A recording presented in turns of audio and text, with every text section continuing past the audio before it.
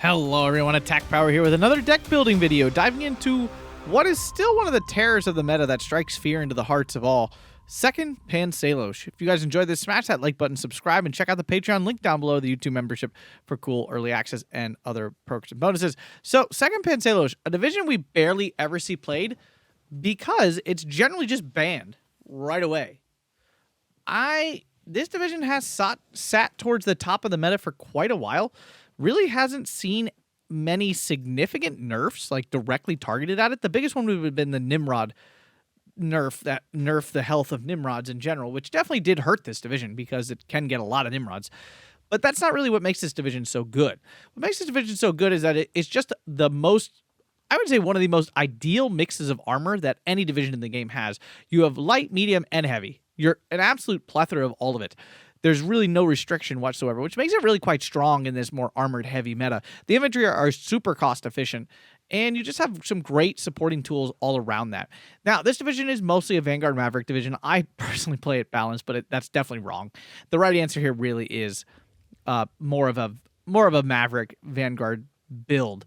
Can you get away with balance? Yes. Is it a stretch and stupid? It absolutely is, which is why I rebuilt it for this video to make it into a more aggressive build, because that's probably what it's better as. So diving in here, the Recon tab, there's not a ton special here, but you do have some nice light armor. There's not a lot of options, I should say. We're taking the Yahor here, which are the two-man Recon teams that come with the higher availability, which is always beautiful. Then we have the Panzer 3M. It's a Panzer 3. It's efficient. It usually trades up. It's quite a solid unit. It's forced double vet, so we can only take two. Sad face. Then we have the Toldi 2A, which is essentially a Toldi 1 in the Recon tab for only 20 points. Lower armor, though. It does technically have lower armor. Has the same gun, though. And that's pretty solid. And for only 20 points, you get 10 of them. I'm not vetting them because the vet curve's pretty brutal down to 5. And I just... that's a lot lost, and I'm kind of looking more to spam these if I'm going to bring them in, like in 2s or 3s. So I don't like the loss of 5 of them for one single vet. Things we're not taking, the motorcycle, it doesn't even have radio. Like, this is the worst motorcycle in the game. It's so bad. It doesn't do anything. Then we have the Saba here, which is always feels like it should perform better than it does, and it ends up being like all other garbage every time I use it. So that's why I'm not taking it. Then we have the Lovash Felderitok, which is a solid unit. I just didn't find room for it. I would prefer just the two-man team here, a little bit cleaner, a little higher availability. You end up with one more. Obviously, it's a lot more survivable. I also feel like this unit the two-man squad does not get spotted as easily as the Lovash here do. The stack card tells me that's not true, but we also know the stack card is a horrendous liar. So that's why I don't believe it. Moving on here into the infantry tab. It doesn't have actually a ton of options. The options it does have are generally super cost efficient. That's really what makes them quite solid. I do think one unit was nerfed, actually, now that I think about it. I think this Motolovesh 44M was nerfed, I believe, because I feel like it used to be 20 points. So first off here with the Motolovesh, just the normal Motolovesh. For 20 points, you get a very solid infantry unit. 11 men, which is a little chunkier than your standard 9-man Grenadier squad. You get 2 good submachine guns. Of course, that's not what you're getting it for, but it's nice that they're there. You have 8 straight pull rifles, a little bit better than your normal bolt action rifles. Then we have the MG42, best LMG in the game, and an AT grenade at the normal availability rate. Really solid overall. It's just a good unit. It's not anything crazy. It's not lighting the world on fire, but for only 20 points, it's doing better than most other 20-point infantry do. So very solid. Then we have the Motolovesh 44M. So this is like your second option. The unit is identical, except it has a worse machine gun, but it gets a bazooka. So, to me, it's important to mix. Right now, also the Motolovesh 44M also costs 5 points more. That does suck. I'm not vetting this one. I just want the extra infantry personally. Maybe it should be reversed. Maybe this is the one that shouldn't be vetted, and this one should be vetted. Actually, I'm going to reverse that because this one's a little more... This one's cheaper, so I can get them out, more of them out. Also, be aware, you get a couple of 37M Krupps, which you absolutely should bring.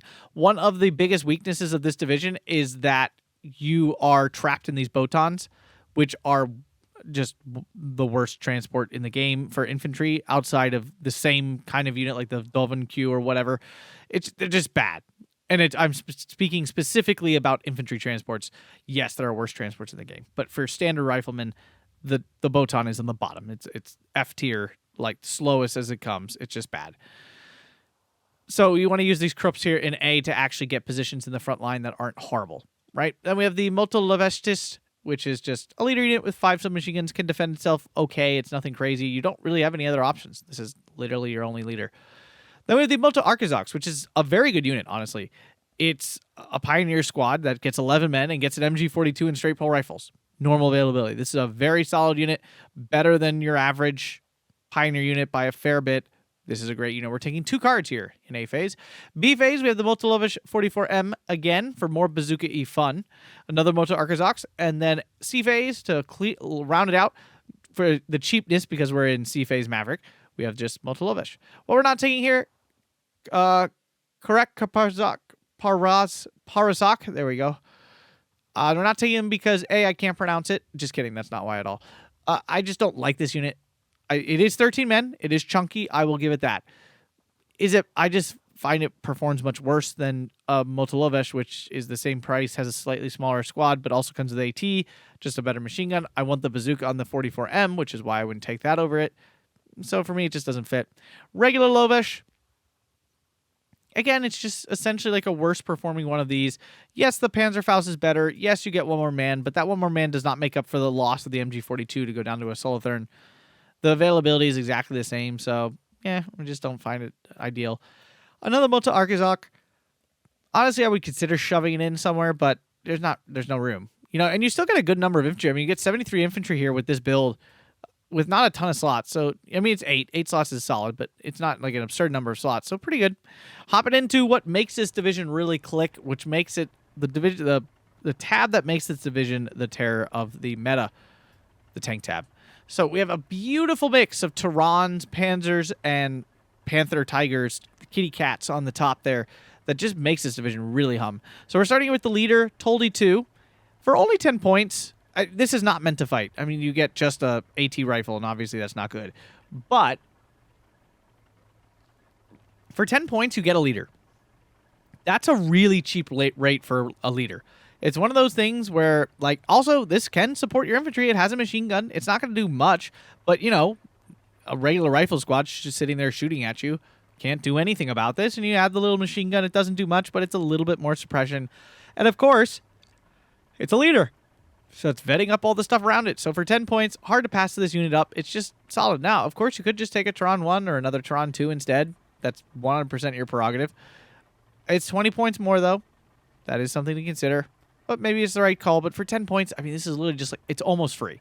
I mean, it really is. It's a step away from free. And being able to just be like, I don't care if this unit dies, it's only 10 points, but it gives me that leadership, really could tilt the balance in a lot of fights in your favor. Then we have the Terran 1. A lovely little light tank unit. Does a lot of work. It's not like crazy strong. Don't expect this to be killing medium tanks very often and things, but it absolutely is great at cleaning up half tracks, countering other opponents' light armor and everything. It fires extremely fast at 17 rounds a minute. We're bringing in vet. It's force vet 1, so it's really 20 rounds a minute. It's only 1,000 meter range, though. Only 75 millimeters of penetration. The HE shell is pretty weak, 0.8 damage. But, again, for what it is worth, this is a very solid unit. You get 6 of them. It's a great unit. Always has been. And while I don't think it thrives as much as it used to, it still is very good. Then the Panzer IV. I mean, it's a Panzer IV-H. It's very mid. Probably a little bit below average of what in terms of strength. It's not great. Like, you're never like, wow, this Panzer IV is amazing. But you're never like, wow, this Panzer IV is awful. It's just kind of like, meh. Sometimes it's great. Sometimes it's awful. And then it lands in this, like, not a super reliable unit. It can get the job done. Really want them in 2s. When you have a pair of these, they do function significantly better than twice as effective. That's just kind of one of those weird... It's one of those Steel Division maths. 2 of something is way better than ×2 in terms of efficiency. It's more like ×3 in efficiency when you have 2 of something. And then we have a singular ace here in his really slick, smooth camo here. Harduk. PK. Tarze. That's definitely wrong. I'm so sorry. My Hungarian peeps out there. But this is a Panther. That's what it is. It's a Panther A? Yes, it's a Panther A. I mean, double vet forced, but that does actually make it really function quite well. It's good. It's a Panther. Use it wisely. B phase, we get the Tehran 2, which I prefer significantly over the Tehran 1. But, and I went on this rant last time, turn off the heat shell. Turn it off. Oh, no, I'm sorry. Oh, my God. Attack power. What are you saying? Turn off the AP shell. It's trash. It kills nothing. The heat shell does all the work. Turn off the AP shell. Sorry about my previous comment. That was embarrassing. Turn off the AP shell. Continuing on here, Panzer IV, another card. Then we have a Tiger. The Tigris. The Tiger. It's a Tiger. We're taking it because we don't have any other cards to pull. I am double vetting it because, again, this unit is just so embarrassingly slow rate of fire and so sad in so many situations. The double vet makes it so that it is relatively effective at the price you're expecting to get. For 5 points less than a Panther, this is significantly worse than a Panther. That's always been my gripe with the Tiger. It performs so much worse than a Panther for only 5 points less. It's kind of infuriating how much worse. And then we have the good old Panther, like full-on Panther here. We are also... Well, actually, we're single vetting this. Again, you can see the weird vet curve here where you get double vet one Panther leader in A phase, but you double vet a regular one to get one in B phase. Super awkward. Yeah, that's what I thought too. So continuing on here to the support tab, which is by far one of the worst support tabs in the game. This is really bad, actually. We have a Lang Shotoshak, MG34, ammo. That is all. There is little to nothing else to pick from. Shvaloza over MG34. No, I wouldn't personally ever. There are certain times where like taking the cheaper, kind of junkier LMG is good. This is not one of those times. Yeah, that's it. We're not taking Commander. We have a lot of veterancy just kind of from our units as is, so we don't need it. We're not going to use it. There's no point in taking it. This support tab is just really bad, actually. Anti-tank tab. There's not much here either. You don't need it. The tank tab is doing, again, the majority of the heavy lifting in this division, which is why even with these really significant deficiencies in several tabs, this division is still really scary because of specifically this. And again, very efficient infantry on top of that. It's not like this is a slacking infantry tab. You get really efficient infantry that can really bat above their weight class in a lot of situations. So this combination here really does make this division quite strong. There's a little bit more here on the end of these tabs as well. But what we do have here is the 44M again. So this is the bazooka. Same thing. It does bazooka-ing. 20 points. You get 6 of them, though. So nice, like, randomly high availability for that. Then we have the 9738M 75mm. You've heard me talk about it many times. This unit is just a really high efficiency, good unit. Reminds me of like the M42 in the Russian, but better. Why? Because you have 1,500 meter range. You get a heat shell doing that, and the heat shell, of course, does not lose penetration over range. You get one vet built in. Make sure to check the transports. You can bring it in the Krupp instead of the stupid Botan. Same with the Pack 40 here. This is a Pack 40, but it has less APCR shells, which in my opinion is not a big deal because I find myself using the APCR on these so rarely that it just doesn't even matter. But yeah, this is like your support weapon. This is like your actual support gun. Remember, the HE shells do 2.2 damage, which is really nice. Things we're not taking the actual Panzerschreck. Why? Because you only get 4, and here you get 6. And while the Panzerschreck does more damage, technically, and has higher accuracy, the bazooka is rarely missing anyway. And it shoots a little faster. Only loses 10 millimeters penetration. Yes, this thing will not one-shot a heavy tank like a Panzerschreck will, but I think getting 2 extra is very much worth that loss. What we're not taking then, also Stug 3. I don't really need more medium tank support, and especially not at the cost of the few AT units I have here to start, so that's why it's not coming along. AA tab. Nimrods! All the Nimrods. Nimrod. Really quick, what's the difference between these two variants? One has a heat rocket on it. The other does not. Otherwise, they are copy-paste the same. The biggest issue with the 42M variant, it just has lower availability across the board, which is actually really frustrating in a general sense. Yeah, you can see, like, just generally lower availability, which is quite annoying. But this should be plenty. Truth be told, 7 of these should do the job quite well. If you're feeling nervous about that, you can go down to no vet on this one and have 6. But again, we're playing Maverick. We shouldn't be calling in, what would this be, 700 points of AA. You probably aren't doing very well if you're calling that in. These used to be super good at just fighting on the ground and killing tanks, but when they nerfed the health of this down to 8 health, now these die to medium tanks really easy. So maybe they can clean up some light tanks and light armor and stuff, but it now has become a very risky proposition to risk these. 80 mil, this actually is an okay heavy AA piece. Why? It's got 15 rounds a minute.